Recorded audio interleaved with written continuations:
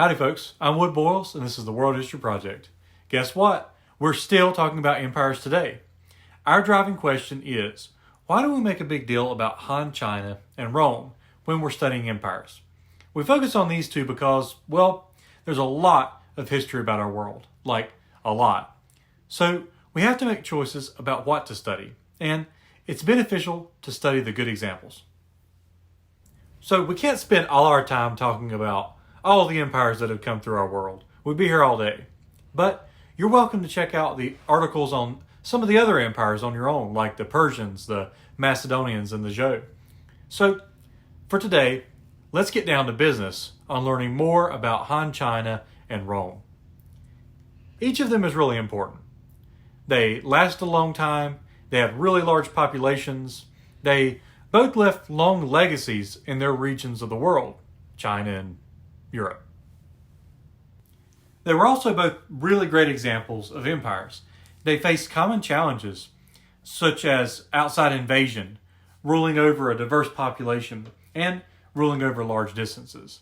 But they also developed strategies on how to rule effectively by creating opportunities for their citizens, even though it was kind of brutal at times. Han China and Rome can be compared easily because they cover a similar period of time between 200 BCE and 200 CE. And finally, they were actually connected to each other. Even though they were on opposite ends of Afro-Eurasia, trade and even some people crossed all the territory between them. It may not have been very deep contact, but there was some. Our word of the day is actually dynasty. In the context of China, a dynasty is a family of related emperors who rule a vast part of China, or even all of it, over a period of time. We often talk about dynasties in Chinese history because this is something that Chinese historians have taught us to do. Dynasties have life cycles. Usually there's a period of chaos or internal warfare in China, sometimes short and sometimes long. Then some leader or another comes in and manages to bring order to the place. They rule well or don't and pass on their throne to their descendants. At some point, rulers in the dynasty begin to either create or fail to respond to problems like drought, invasion, or peasant suffering.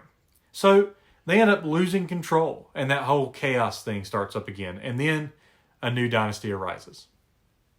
So let's talk about Rome. Roman emperors had a tremendous amount of political and military power.